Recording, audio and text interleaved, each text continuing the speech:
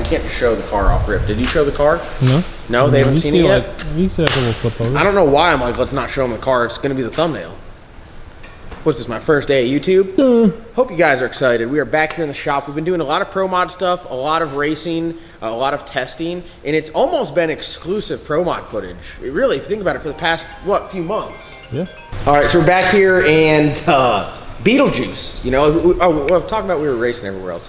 So we've been doing all this pro mod stuff. It's back to get in the small tire game, especially with like the pro mod off season coming, even though there isn't really an off season with the winter series. We want to be doing some radial stuff, especially they have some good local events, and then we can kind of go back and forth, take a break from the pro mod stuff and run a pro mod on small tires, because that's what we have now. So you guys saw Beetlejuice when we did the LS twin turbo kit in there. I recently just sold that kit. It was a smoking deal. Hopefully we actually see that turbo kit on the track sometime soon. Sold to someone local. But what we have here is a hot rod. This is Beetlejuice in its more gangster form. Our old engine out of the Pro Mod, MH6, with a blower on it. We got a Pro Charger on it right now. Will that stay on there? We don't know. But it's on there right now. And man, this thing is an absolute unit. We got to scale it like ASAP. It's lacking intake and a set of headers and a fuel tank. But I want to give a huge shout out to Chris and Cameron Herring, HRT Unlimited. They've done this car right here, which we're about to fire this thing up. They've done a bunch of work on the Bad Apple. They did a bunch of work on this. They did a bunch of work on the Black Sheep. They are absolutely awesome. If you guys are looking for some chassis work getting done, I definitely recommend them. Unlimited. HRT Unlimited. I'll put their Facebook in the link in the description below. We brought this to them, and I got a couple quotes and stuff, but you got to support your local people and support the people that support you. So that was ultimately the end decision. So we took it down there, said, hey, we got a big ass motor plate, we got a Hemi, we got a transmission with a bell housing. So it never goes like that. It never goes like that. They moved some bars. If you come over here, you can see this bar, right? Your motor plate bar. Obviously, the overall length, since we had a small block in there, this changed, which is crazy because it had a Hemi in it before, and then it had spacers, but this is a real Hemi. The other one had a small block Hemi in it. And what I mean by that is, if we come back here, you'll see the bell housing. The Hemi bell housing is no joke. That is a big ass bell housing. We got a Browell titanium bell housing in there, and that thing is a serious unit. 3-speed 400. So we got to get another shifter because I had a 2-speed shifter for this. The car is pretty much wired.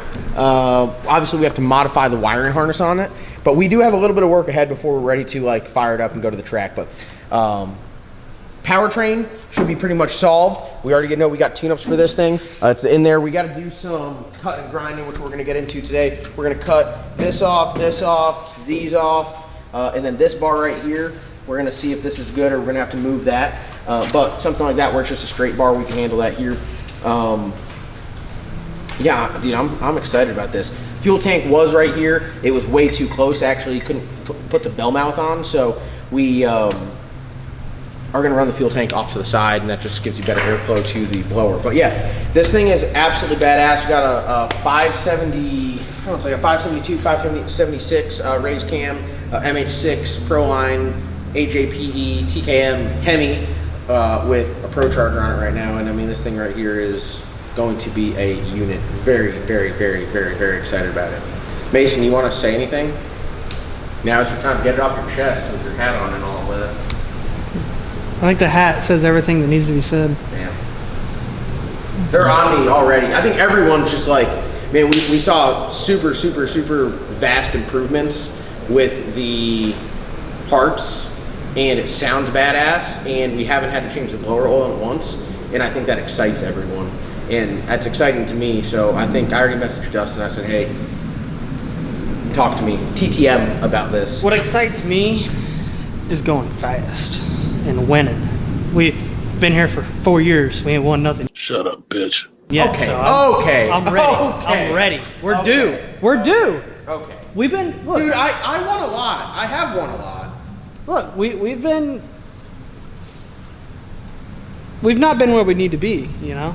John's so excited. He's like, oh, I'm going to go play on my phone for 15 I'm minutes. going to text the guy that manufactures the blower we want to run. Oh, yeah, let me text you real quick and say, hold on. Mason wanted me to tell you to to go F off because we're filming. Yeah, tell him. Yeah, okay. Really, we gotta get all the little modifications done, working on building a fuel tank. I talked to Chris Herring about doing a pinning on the fuel tank.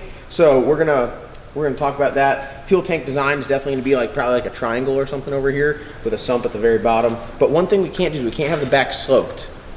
It's gotta be flat because the back slope, all the fuel goes to the top. It'll run to the top. Yeah, so we gotta make sure the back is flat. Or you baffle the shit out of it. Or we just make sure the back is flat and baffle the shit out of it. Or have it stepped and baffle the shit out of it. But whatever, we're gonna have a really nice fuel tank on there. We're gonna get it anodized black. Stick it there, put some nasty racing stickers on it. I'm excited, this thing is gangster. We're gonna polish it. This thing is We're gangster. polishing the valve covers, the intake, the blower. It's all gonna be polished. That we can put a push lock fitting for the gear drive vent. So we don't need these anymore. Oh, so we can just cut those So off. I was gonna cut this one off and cap it, or Yeah. just put a cap on this one, and then I was gonna cut this one off. I was already thinking about that for the vent. Yeah, the vent for the gear drive. Yeah, that'll be nice. I do like that. It's so nice having another complete one of these in an absolutely beautiful car that we can just like go to the other shop and be like, oh yeah, I like that, and then put it on this. I'm fired up though. I gotta call Proline right now and get some stuff ordered. James Rollins, Hippie Fab's gonna do the headers, so they're gonna be absolutely badass. It's gonna be his second year in a row, second time going to PRI. The goal is we're gonna drive this one into PRI. Oh So- yeah, we're gonna. Dude, fired up. If we really wanted to, I mean, we'd lock in. At PRI. I mean, I'm saying no, this thing could be.